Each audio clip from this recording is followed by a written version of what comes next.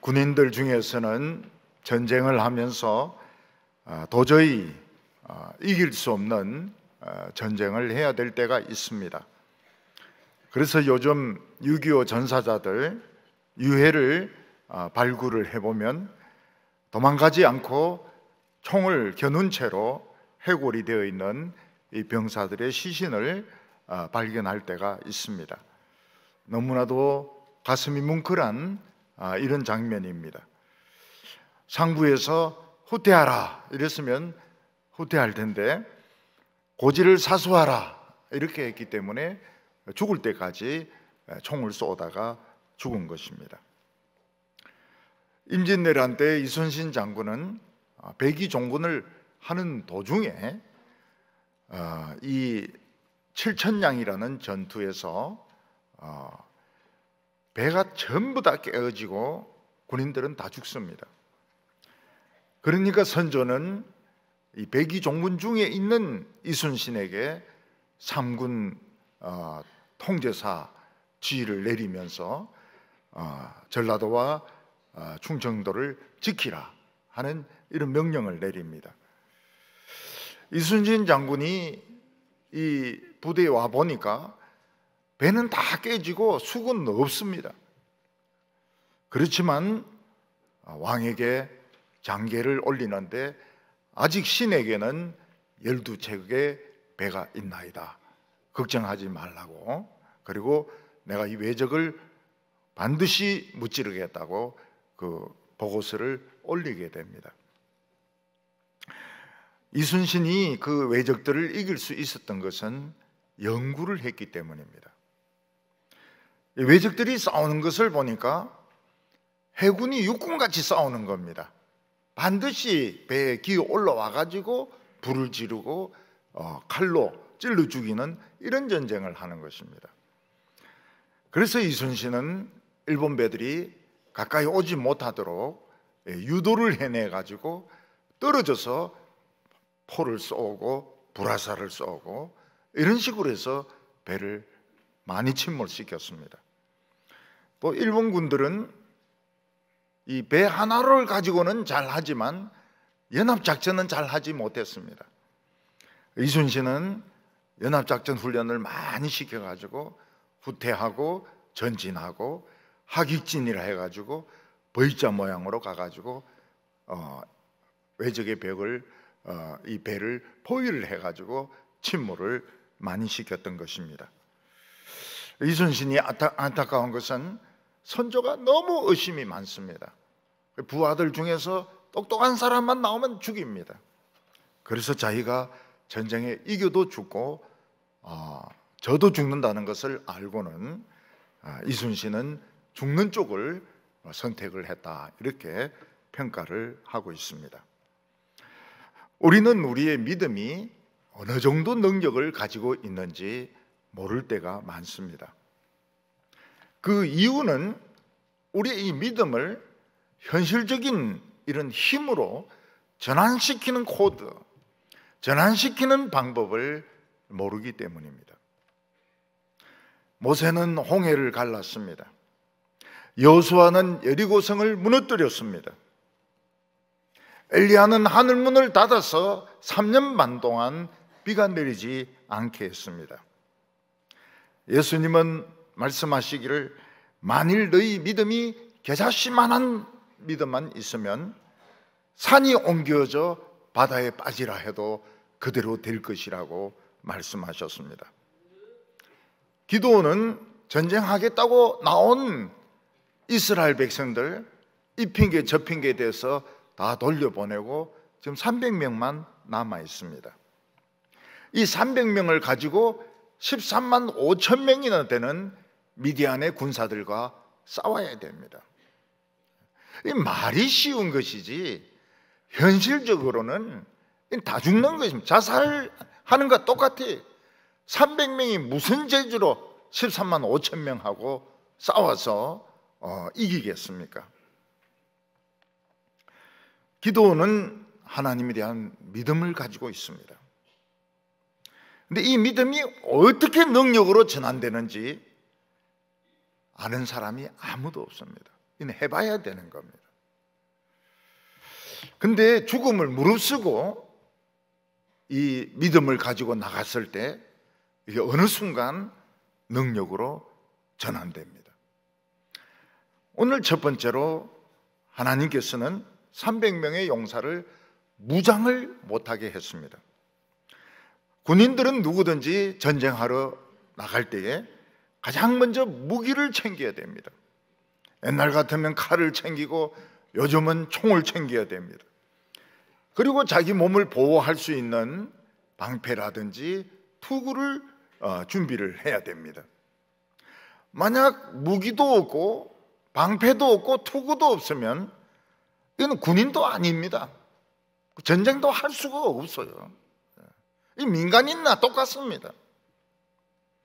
근데 하나님은 기드온이 선발한 300명에게 칼과 창과 활을 주시지 않고 투구도 주시지 않고 아무런 무기도 가지지 못하게 하셨습니다.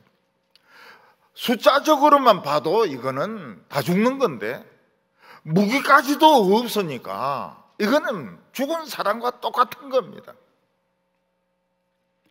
단지 기드온은 전쟁이 일어나기 전날 밤에 미디안전에 몰래 들어가서 그들이 하는 말을 엿듣습니다.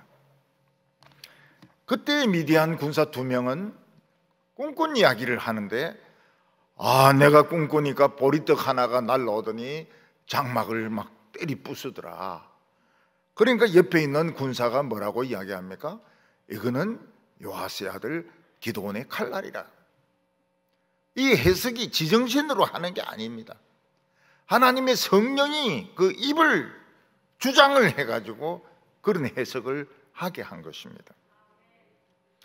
기드온은 이 말을 딱 들었을 때 이 보리떡은 내구나. 나는 지금까지 쓸모없는 맛없는 보리떡같이 살았구나. 그렇다면 내 인생 전부는 하나님의 손안에 달려있다. 그리고 용기를 내게 되었습니다.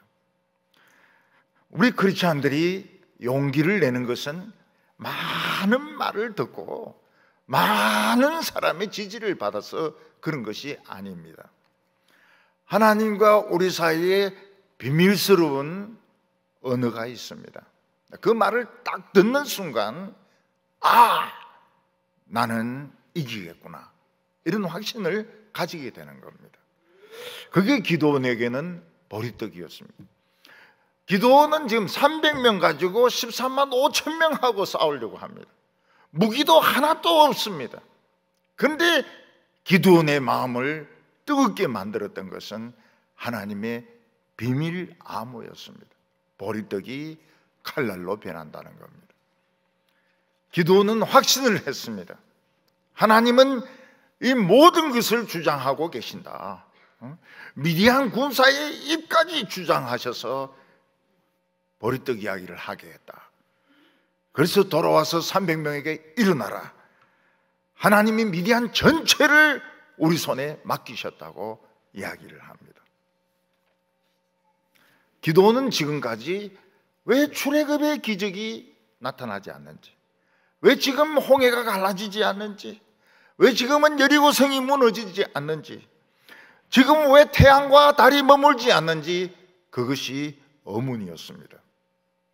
근데 기드온은 저게 한 가운데 가가지고 하나님의 비밀 암호를 딱 듣는 순간 이거구나. 하나님이 지금까지 내 인생을 끌고 오셨구나. 내 인생은 전부 다 하나님의 것이구나. 그렇다면 너희들 한번 죽어봐라. 그러면서 기드온은 용기를 가지게 되었습니다. 기드온은 자기가 가진 확신을 300명에게도 막 심어 주었습니다. 일어나라! 하나님 미디안 전체를 우리에게 넘겨주셨다고. 그러니까 이 300명도 막 마음이 뜨거워지기 시작했습니다. 믿음은 전염되는 게 특징입니다. 어떤 한 사람이 막 믿음에 뜨거워지면 옆에 사람도 막 뜨거워지게 돼 있습니다. 어떤 한 부서에서 막 열심을 내면 다른 부서도 막 뜨거워지게 돼 있습니다. 이거는 의심과 불신도 마찬가지입니다.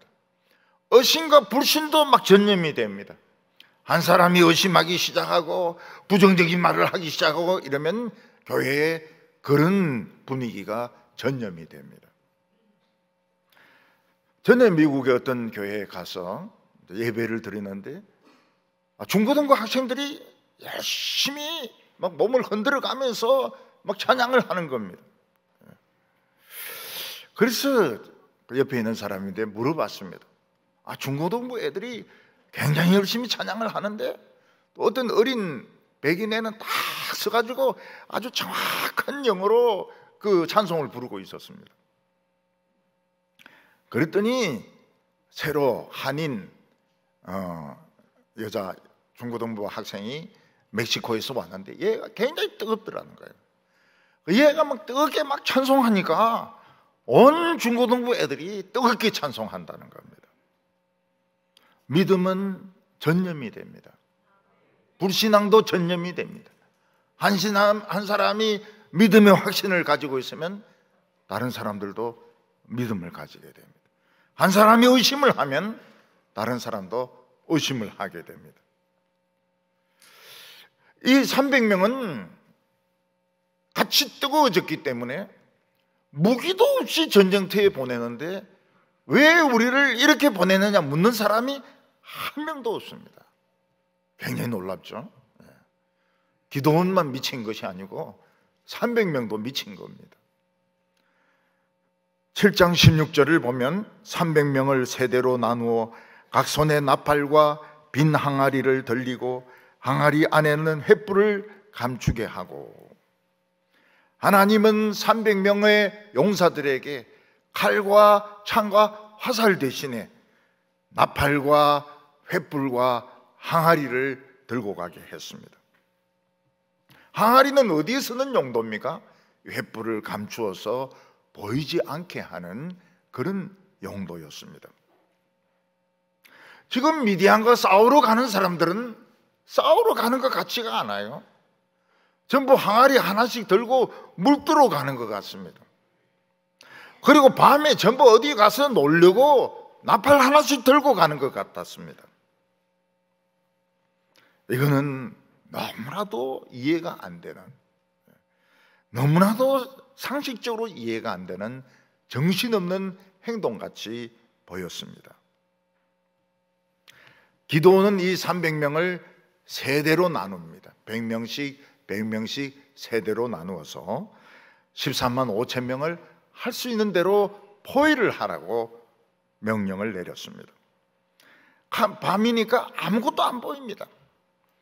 그래서 우선 100명에게 이야기했습니다. 자기와 함께 있는 100명에게 너희들은 내가 하는 것이 보이니까 뭐 딴 생각하지 말고 내가 하는 그대로만 해라.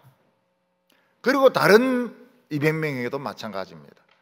너희들도 불은 보일 거 아니냐, 나팔 소리는 들릴 거 아니야, 우리가 외치는 함성은 들릴 거 아니야, 그대로만 하면 된다. 이러면서 세대를 흩어놓았습니다. 17절과 18절 보면 그들에게 이르되 너희는 나만 보고 내가 하는 대로 하되 내가 그 진영에서 이르러서 내가 하는 대로 너희도 그리하여 나와 나를 따르는 자가 다 나팔을 불거든 너희도 모든 진영 주위에서 나팔을 불며 이르기를 여호와를 위하라 기도원을 위하라 하라 하니라. 기도는 뭐라고 생각합니까? 아무것도 생각하지 말라는 겁니다. 아무것도 생각하지 말. 그냥 준비한 거 가지고 미디안진 가까이 가기만 하라는 것입니다. 횃불을 항아리 안에 넣고 한 손에는 나팔을 들고 할 수 있는 대로 미디안진 가까이로 가서 좀 펼쳐가지고, 완전 포위는 안 되죠. 너무 많으니까. 그래도 좀 분산해서 좀 포위하는 그런 진영으로 있으라고 했습니다. 기도원 부대는 무슨 부대입니까? 횃불을 가진 부대였습니다. 그들은 항아리 안에 보이지는 않지만 전부 횃불을 가지고 있었습니다. 횃불 부대입니다. 요즘도 전 세계 무료로 성경을 나누어주는 선교단체가 있습니다. 기도원 협회입니다. 기도원 협회 표지는 뭔가 하면 항아리 위에 횃불이 이렇게 붙어 있는 것입니다. 그래서 어느 호텔에 가더라도 서랍을 열면 성경책을 볼 수가 있습니다. 특히 이 공산군 같은데 이 성경을 갖다 줄 때는 완전히 선교사들이 목숨 걸고 밀수하듯이 그렇게 가져갑니다. 그러다가 붙들리면은 감옥에 들어가기도 합니다. 전달되면 굉장히 좋아하죠. 현지 사람들이 너무너무 좋아합니다. 기도원과 그 300용사가 가진 횃불은 무엇을 의미합니까? 그것은 어두움을 밝히는 하나님의 말씀이었습니다. 미디안 군사는 대단한 것 같았습니다. 온 들판에 다 들어누워 있습니다. 그러나 하나님의 눈에는 그들은 바퀴벌레였습니다. 하나님의 눈에는 그들은 전부 쥐새끼에 불과했습니다. 바퀴벌레나 쥐새끼는 아무리 많아도 어두운 방 안에는 막 버글버글합니다. 근데 불만 딱 켜면 바퀴벌레는 다 도망가요. 쥐들도 다 도망갑니다. 이 수많은 바퀴벌레와 이 쥐새끼들을 내쫓는 횃불이 이 항아리 안에 들어있었던 것입니다. 나팔은 무엇을 의미합니까? 하나님의 말씀을 막 외치는 것입니다. 이스라엘 백성들은 나팔로도 외치고 입으로도 외쳤습니다. 그들은 뭐라고 외쳤습니까? 막 빰빰빰빰빰 하면서 여호와를 위하여, 기도원을 위하여 막 소리를 계속 질렀습니다. 여호와를 위하여, 기도원을 위하여, 그 말이 무엇입니까? 우리는 하나님만 믿는다. 기도원이 하는 말은 전부 하나님의 말씀으로 우리는 믿고 순종한다. 기도원을 위하여, 하나님을 위하여.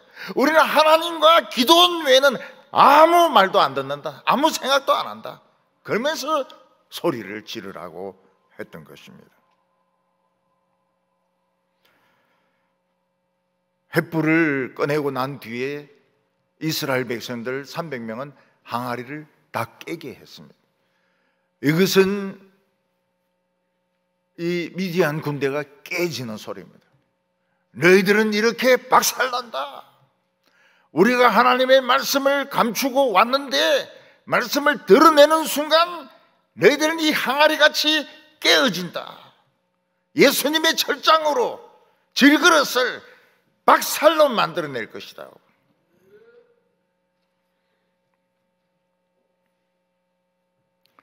미디안 백성들은 그렇게 많아도 바퀴벌레였습니다. 그들은 질그릇이었습니다. 예수 그리스도의 새 철장에 맞으면 박살이 나는 항아리에 불과했던 것입니다. 하나님의 백성이 소리를 지르면 기적이 일어납니다. 여리고성을 공격할 때 이스라엘 백성들이 7일 동안 아무 말도 하지 않았습니다. 얼마나 힘들었겠어요. 7일 동안 아무도 말 한마디 하지 않습니다. 그리고 7일째 7번 돌고 소리를 질렀을 때 여리고성이 무너졌습니다. 오늘 우리 성도들이 평소에 별거 아닌 거 가지고 막 소리 지르고 과음 지르고 소용없어요. 입 딱 다물어야 됩니다. 입 딱 다물어야 돼요. 하나님이 외치라고 할 때까지 딱 기다려야 됩니다. 외치라 했을 때 과음을 지르면 어떻게 됩니까? 여호와를 위하여, 기도원을 위하여 14만 5천 명이 패닉 상태에 딱 빠지는 겁니다. 눈에 비는 게 없어요. 완전히 미쳐버리는 겁니다.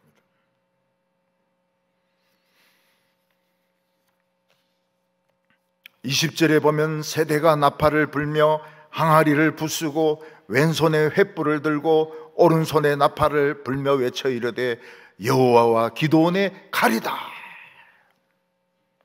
처음에는 여호와를 위하여 기드온을 위하여 이렇게 소리 지르라고 했는데 나중에는 여호와야 기드온의 칼이야. 왜 이렇게 구호가 바뀌는 겁니까? 구호가 바뀌어도 됩니까? 아마 처음에는 여호와와 기드온을 불렀을 겁니다. 우리는 하나님만 믿는다. 우리는 기드온이 전부 하나님의 말씀으로 믿고 우리는 완전히 순종한다. 근데 좀 보니까 이 말이 칼날로 변하는 겁니다. 이 칼이 외칠 때 이 말씀이 미디안의 가슴을 찌르고 심장을 찌르고 뇌를 찌르는 걸 봤던 겁니다. 칼날이요, 하나님은 칼날이시고 기드온은 칼날이다. 히브리서에서는 하나님의 말씀은 좌우의 날선 어떤 검보다 예리하여 영과 홍과 관절과 골수를 찔러 쪼개기까지 하느니라. 하나님의 말씀은 심장을 찌르고 뇌를 찌르고 골수를 찌르는 칼날이라고 말하고 있습니다.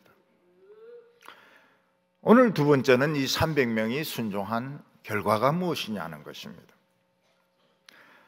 이 300명은 한 것이 아무것도 없습니다. 그들은 기드온이 하는 대로 나팔 불고 항아리 깨고 횃불 들고 소리 지르는 것밖에 없습니다. 근데 미디안이 이 자고 있는 그 들판은 골짜기였습니다. 골짜기. 그러니까 이 밤에 엄청난 정폭을 불러일으키는 겁니다. 나팔 소리는 막 폭발음같이 들렸습니다. 불은 막 불덩어리가 자기들을 향하여 막 날아오는 것 같았습니다. 이스라엘 백성들이 부르짖는 소리는 그들의 심장을 찔렀습니다. 너무너무 아픈 거예요. 여호와와 기드온을 위하여 이 말이 막 폐를 찌르고 심장을 찌르고 뇌를 찌르는데 너무너무 고통스러운 겁니다. 항아리가 와당창 깨지니까 그들은 자기들의 그 진영이 다 무너지는 거로 생각을 했습니다. 미디안 사람들이 패닉에 빠지니까 눈에 비는 게 없어요. 안 그래도 캄캄한데 주위에 벌써 이스라엘 백성들이 잔뜩 들어와 있구나. 그래서 자기가 살기 위해서 막 옆에 사람들 막 찔러 죽입니다. 그게 다 미디안 사람들 자기끼리 찔러 죽이는 겁니다. 21절에 보면 각기 제 자리에 서서 그 진영을 에워싸매 그 온 진영의 군사들이 뛰고 부르짖으며 도망하였는데 300명의 용사와 기드온은 움직이지 않습니다. 그냥 그 자리에 그대로 서가지고 나팔 불고 소리 지르고 막 횃불을 막 들고 그것만 했습니다. 그런데 미디안 군사 13만 5천 명은 패닉에 빠졌습니다. 미쳤어요. 미쳐버렸어요. 너무너무 두려웠던 것입니다. 여러분, 미친 사람들은 그냥 내버려 두면 죽게 돼 있습니다. 내버려 두면 죽어요. 하나님의 말씀은 어떤 식으로 나타났습니까? 10만 명이 넘는 사람이 미치도록 만들어진 겁니다. 22절에 보면 300명이 나팔을 불 때에 여호와께서 그 온 진영에서 친구끼리 칼로 치게 하심으로 적군이 도망하여 스레라의 벳시다에 이르고 또 닷밭에 가까운 아멜 머홀라 경계에 이르렀으며, 하나님은 우리를 구원하실 때 같은 방법을 쓰시지 않습니다. 오히려 그때마다 늘 다른 방법을 쓰시기 때문에 우리는 다른 방법을 기대를 해야 됩니다. 우리가 생각지 못했던 방법으로 우리를 구원하십니다.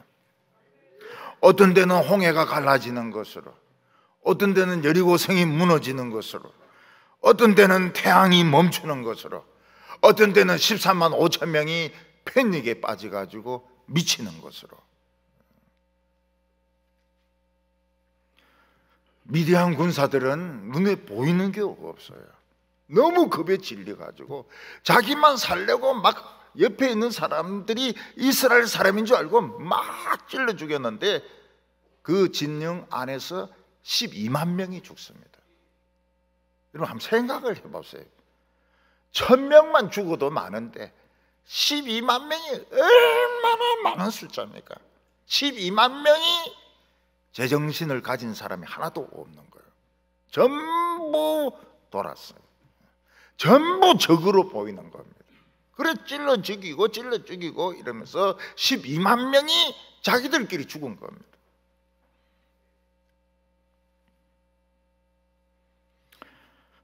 하나님의 말씀은 능력이 있습니다.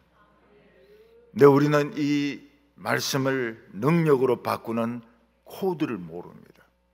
방법을 모릅니다.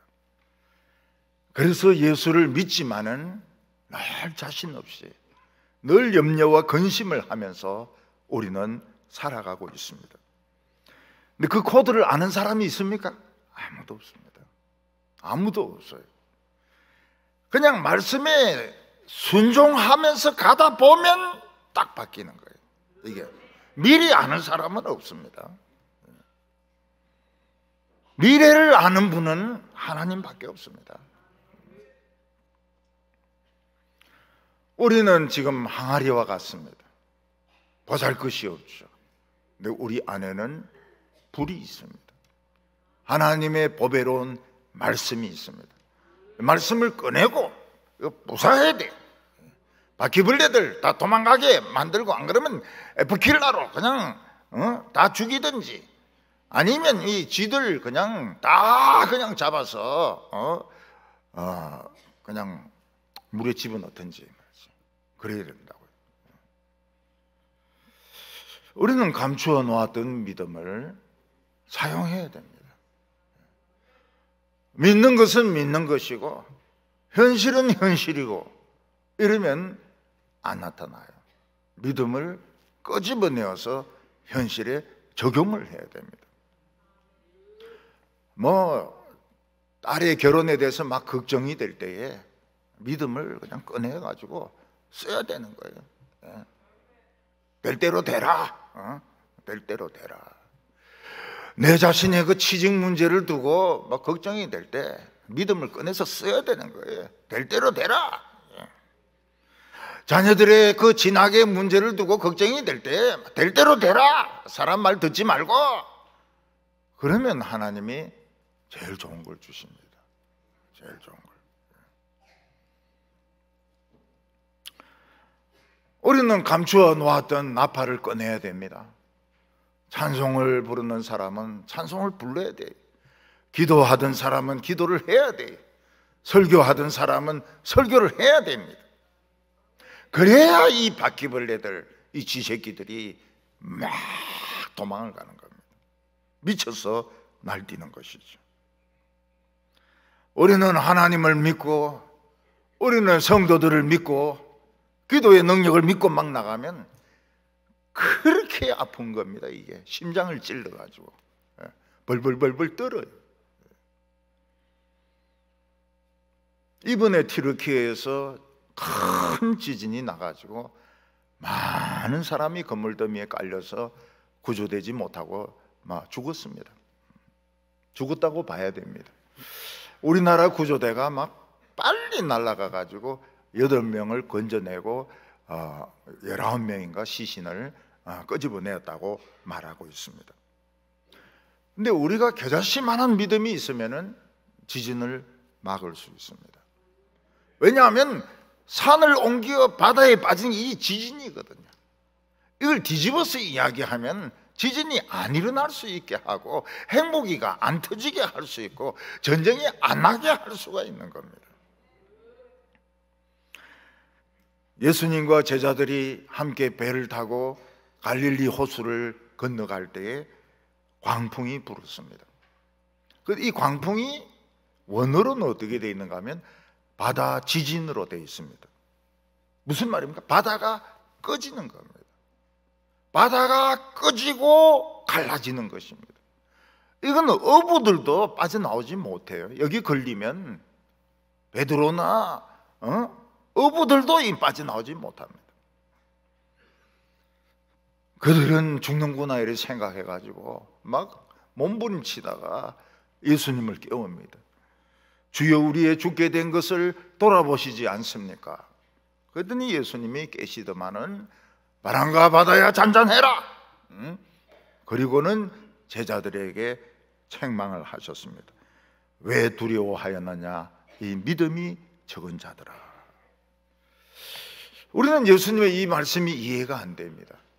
배를 타고 가는데 바다가 꺼지는데, 바다가 꺼지면서 배를 막 빨아들이는데 건너지 않을 사람이 누가 있습니까?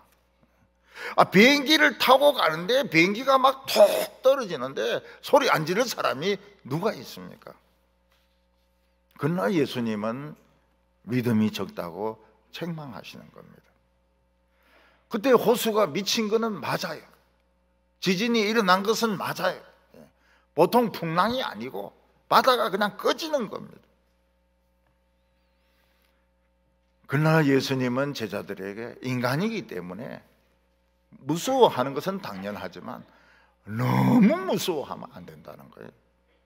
예수님이 안 계신 것처럼, 하나님이 안 계시는 것처럼, 자기들이 그냥 다 죽는 것처럼 그렇게 생각을 해가지고 두려워하는 것은, 그거는 믿음이 약한 것이라고 말했습니다. 우리가 예수 믿는 순간 우리 생명은 예수님 안에 있습니다. 예수님이 또다시 죽지 않는 이상 우리 안 죽어요. 그래서 두려워해도 조금만 두려워하고 두려움과 싸워서 이걸 밀어내야죠. 미래에 대한 걱정이 오면 싸워가지고 미래의 걱정을 쫓아야 되는 겁니다. 미래의 걱정보다 더 중요한 것이 뭡니까? 내가 지금 살아있는 겁니다. 우리는 지금 내가 살아있는 것이 얼마나 대단한지 모르고 미래의 걱정을 미래에 두고 막 걱정을 하고, 은퇴하면 뭐 먹고 살고, 나중에 늙으면 요양원에 누가 날 돌봐주노? 아유, 그때까지 살지 안 살지 어떻게 합니까? 요양원에 가기 전에 그냥 캄 이렇게 하면은 그냥 요양원에 안 가도 되는데 돈도 절약이 되고, 왜 그 미래를 두고 그래 걱정을 합니까? 미래를 두고 걱정 안 하는 사람이 있습니까? 없습니다. 목사님은 미래 걱정 안 합니까? 합니다. 그런데 왜 하지 마라 그럽니까? 조금만 해라 이 말이죠. 조금만. 두려움과 싸워야 됩니다. 미래에 대한 염려와 싸워야 됩니다. 왜냐하면 하나님은 좋은 것을 주시려고. 우리 불만이 그겁니다. 좀 빨리 주시면 안 됩니까? 빨리 주시고 현찰로 주시면 안 됩니까? 안 된다. 안 된다. 13만 5천 명, 하나님의 눈에는 바퀴벌레였습니다. 쥐새끼였습니다. 횃불 드니까 전부 도망가는 겁니다. 복음의 말씀은 횃불이고 칼날이었습니다. 그들의 눈을 멀게 만들고 그들의 심장을 찌르는 예리한 칼날이었습니다. 우리가 이런 무기를 가지고 세상을 무서워하고 두려워하면 안 됩니다. 코드는 우리 믿음 안에 있습니다. 그냥 믿음으로 가다 보면은 딱 해결돼요. 딱 전환이 됩니다. 오늘 마지막으로 기드온은 모든 이스라엘 백성들을 불렀습니다. 기드온과 300명의 용사가 13만 5천 명의 미디안 군대를 부순 것은 대단한 승리입니다. 역사에 없는 일입니다. 그러나 그들은 자기의 이름을 낼 생각을 하지 않고 전리품을 챙길 생각을 하지 않고 오직 하나님의 이름을 나타내고 이스라엘을 살리기 위해서 다른 모든 이스라엘 백성들을 불렀습니다. 하나님이 기회를 주셨을 때 우리 같이 싸워가지고 이 미디안 족속들 그냥 끝을 내버리자. 23절에 보면 이스라엘 사람들은 납달리와 아셀과 온 므낫세에서부터 부름을 받고 미디안을 추격하더라. 이 300명은 자리를 옮기지 않습니다. 자기 자리에 서서 계속 나팔을 불고 소리를 지릅니다. 여호와를 위하여, 기드온을 위하여, 미디안이 망할 때까지 소리를 지릅니다. 그동안 기드온은 자기의 신복들을 보냅니다. 그래서 납달리, 아셀, 므낫세 지파에 가서 자고 있는 이스라엘 백성들을 깨웁니다. 지금 자고 있을 때가 아니다. 하나님이 우리에게 큰 승리를 주셨다. 우리 모두 같이 미디안과 싸우자. 그러니까 자리에 누워있던 이스라엘 백성들이 막 일어나가지고 전부 몽둥이를 들고 칼을 들고 창을 들고 막 미디안 진으로 쳐들어왔던 것입니다. 그때 이스라엘 백성들 중에서 제일 까다로운 사람들이 에브라임 족속들입니다. 에브라임 족속은 1등 안 하면 안 해요. 자기를 1등 시켜줘야 됩니다. 최고로 만들어줘야 됩니다. 항상 시비를 걸고 항상 싸우려고 하는 사람들이 에브라임 족속입니다. 근데 기드온은 에브라임 족속에도 사람을 보내가지고 같이 싸우자고 그럽니다.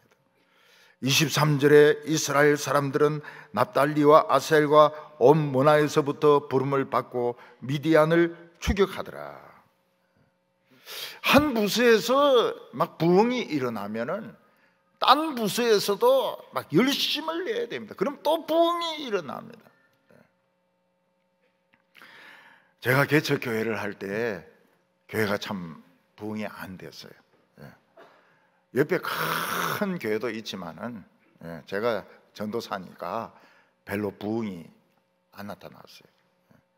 교인 10명 정도 있다가 또 1년 지나면 또 한 20명 되고 또 뭐 30명 되고 뭐 다른 사람들은 막 1년 만에 막 100명씩 200명씩 막 넣는다는데 나는 있는 사람도 갑니다.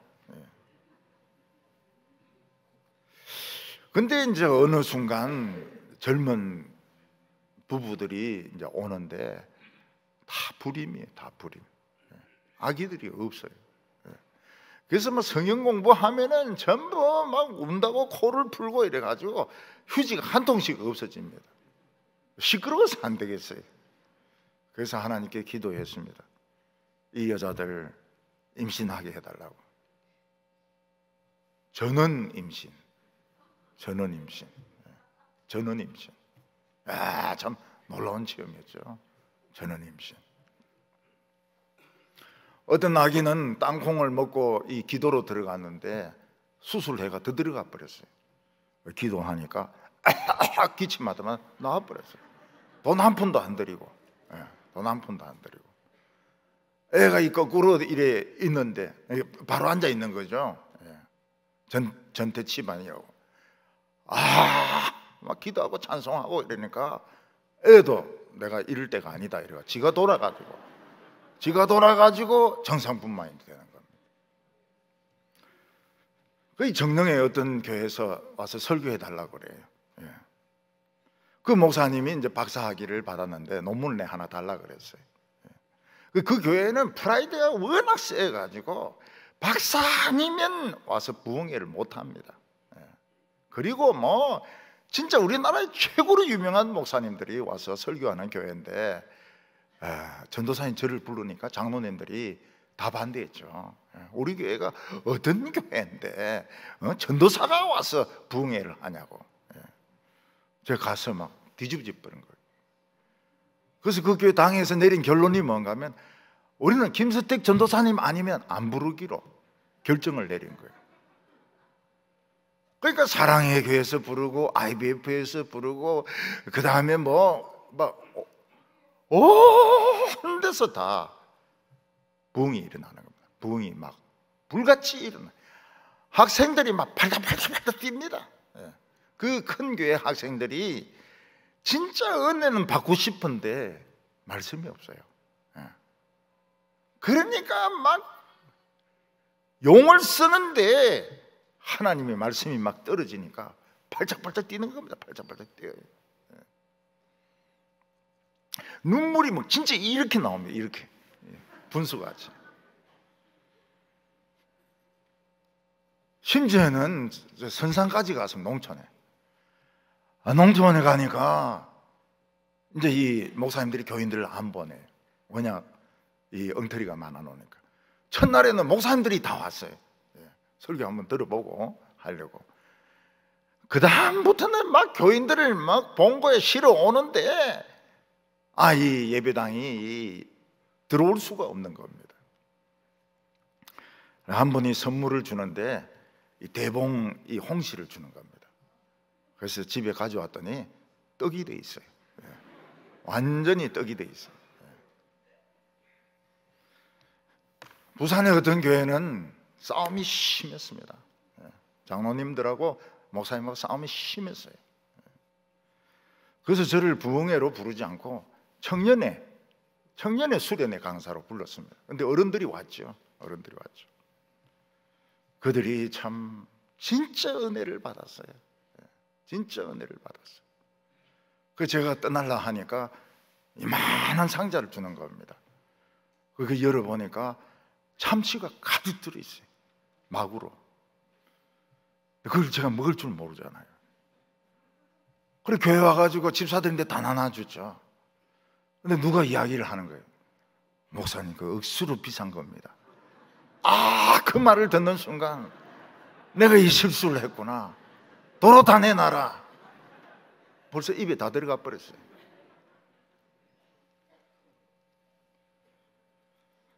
여러분, 부흥이 일어날 때는 동시다발적으로 일어납니다. 하나님의 종들도 여러 명이 일어나요.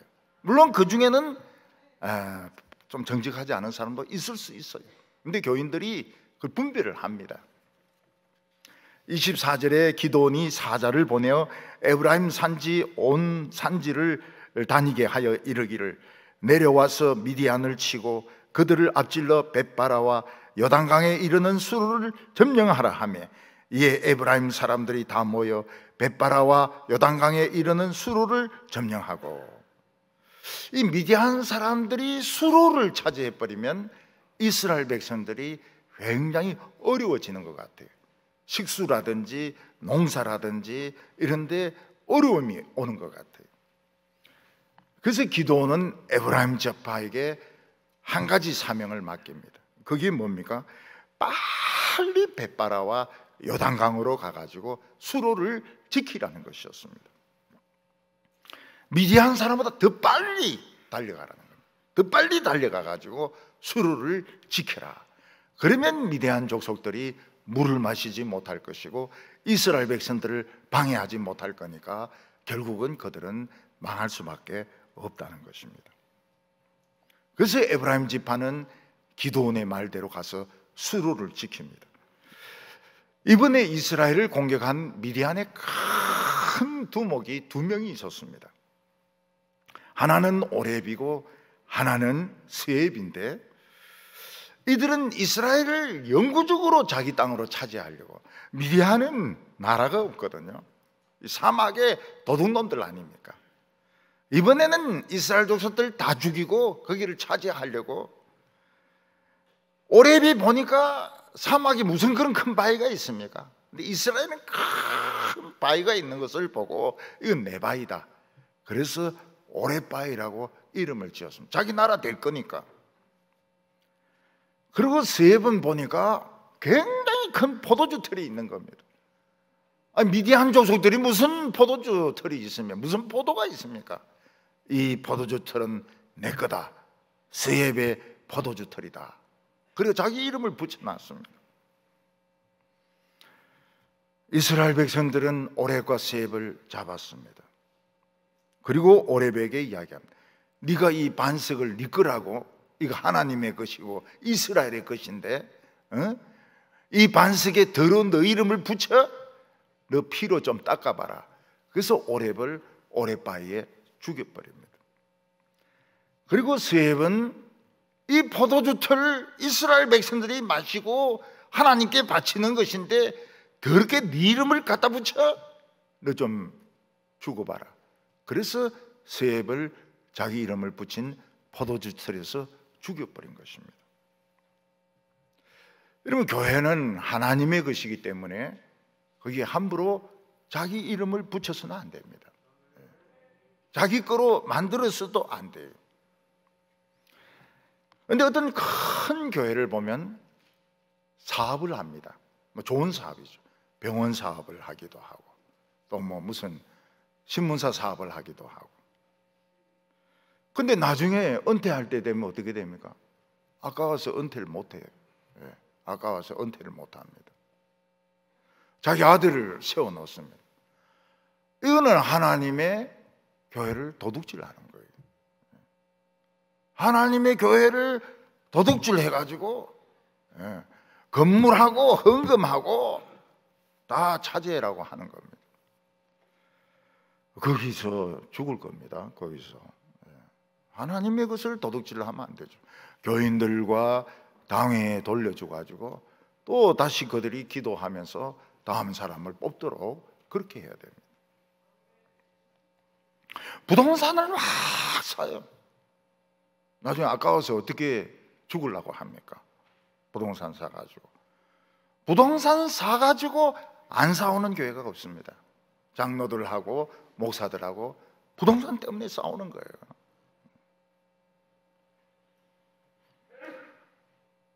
내가 교회의 왕이 되지 않으려고 하면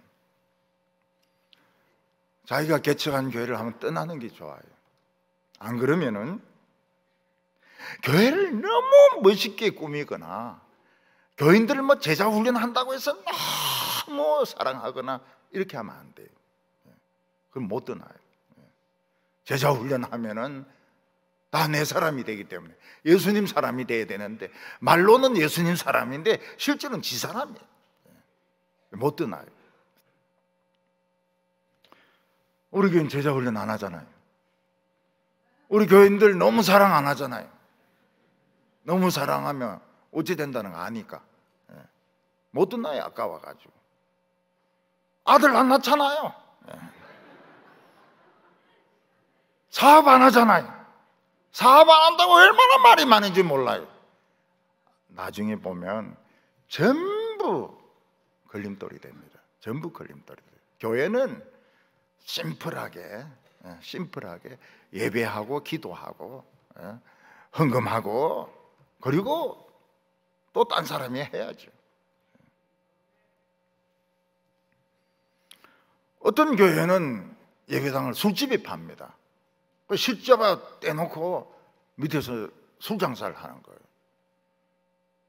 어떤 교회는 이단에 팝니다. 십자가 빼놓고 무슨 뭐 하나님의 교회 이런 거 하는 거예요. 거기에 인간의 이름이 붙으면 안 됩니다. 인간의 이름은 절대로 붙으면 안 됩니다. 우리의 믿음에는 우리가 알지 못하는 능력이 있습니다. 이거는 핵무기보다 더 강하고 쓰나미보다 더 강하고 지진보다 더 강한데 암보다 더 센데 재난하는 코드를 모르고 있습니다. 그냥 하나님의 말씀대로 쭉 나가다 보면 딱 코드가 맞아져요. 그래서 하나님의 말씀에 대해서는 약간 무식할 필요가 있습니다. 하나님의 말씀은 무조건 좀 믿는 게 좋아요. 무조건 좋아요. 이 사람들은 기도원의 말도 무조건 믿었습니다. 인내심을 가지고 지금까지 잘 참으셨는데 조금 더 참으시기 바랍니다. 다시 한번 죽을 각오를 하고 믿음으로 나갈 때에 코드가 말씀이 칼로 능력으로 변하게 됩니다. 그래서 다시 한번 큰 기적과 축복을 체험하는 성도들 다 되시기를 바랍니다. 기도드리겠습니다. 거룩하신 하나님 아버지, 우리를 사랑해 주셔서 참 말씀을 주시고 횃불을 주셔서 감사합니다. 이 세상의 마귀들이 우글우글 거리지만 전부 바퀴벌레와 같고 쥐새끼와 같습니다. 하나님의 말씀의 횃불로 이들을 다 쫓아버리게 하여 주시옵시고 끝까지 하나님의 말씀을 붙들어서 기적을 체험하는 성도들 되게 하여 주시옵소서. 예수님의 이름으로 기도하옵나이다. 아멘.